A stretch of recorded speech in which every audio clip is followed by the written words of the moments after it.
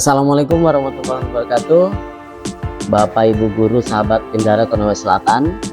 Ya, kali ini saya akan membagikan pemahaman pribadi saya setelah membaca Permendikdasmen nomor 9 tahun 2025. Ya, ini bisa jadi ada hal yang saya tangkap belum sepenuhnya tepat. Permendikdasmen nomor 9 tahun 2025 ini tentang tes kemampuan akademik, ya, atau disingkat dengan TKA. Tes kemampuan akademik atau TKA ini adalah pengukuran capaian akademik murid pada mata pelajaran tertentu yang diselenggarakan secara nasional untuk jenjang SD sederajat, SMP sederajat, SMA sederajat, dan program kesetaraan, ya, paket A, B, C, serta homeschooling atau sekolah rumah.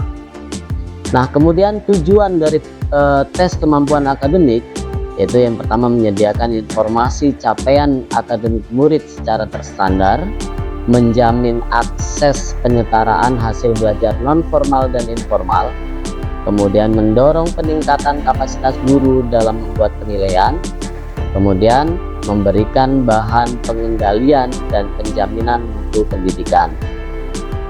Baik, Bapak Ibu guru, mata uji dari tes kemampuan akademik, ya, untuk SD dan SMP yaitu bahasa Indonesia dan matematika. Sedangkan untuk SMA sederajat itu bahasa Indonesia, matematika, bahasa Inggris plus 1 mapel pilihan. Siapa yang mengikuti TKA? Ini semua murid kelas akhir, baik itu SD, SMP, SMK atau SMA, termasuk peserta didik jalur formal, non formal, dan informal, dan dikecualikan bagi peserta didik berkebutuhan khusus dengan hambatan intelektual. Nah, penyelenggara dan pelaksana. Penyelenggara ini adalah Kementerian, Pemda, dan satuan pendidikan.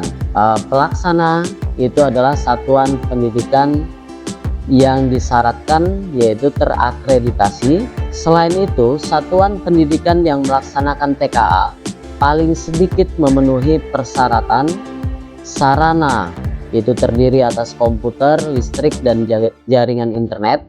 Kemudian petugas pelaksana TKA yang terdiri dari proktor dan teknisi. Satuan pendidikan yang tidak terakreditasi itu wajib menginduk kepada sekolah lain yang terakreditasi. Hasil TKA dan sertifikat.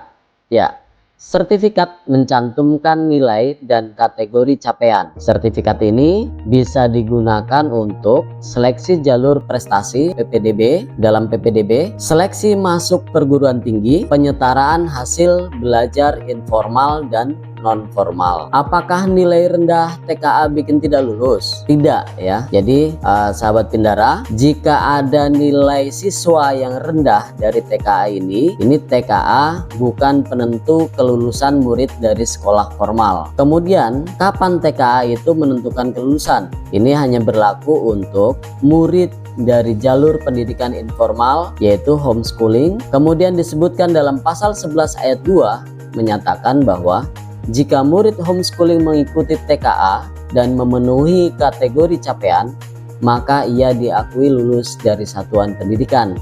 Artinya, TKA jadi jalur penyetaraan untuk peserta didik dari sekolah rumah, bukan hukuman, tapi kesempatan untuk mendapatkan pengakuan resmi. Nah, Bapak Ibu, untuk lebih jelasnya mungkin Bapak Ibu bisa membaca Permendikdasmen nomor 9 tahun 2025. Ini adalah hasil interpretasi dari pribadi saya sendiri. Ya, tentunya Bapak Ibu bisa saja memiliki sudut pandang berbeda dan itu sangat wajar. Baik, terima kasih. Assalamualaikum warahmatullahi wabarakatuh.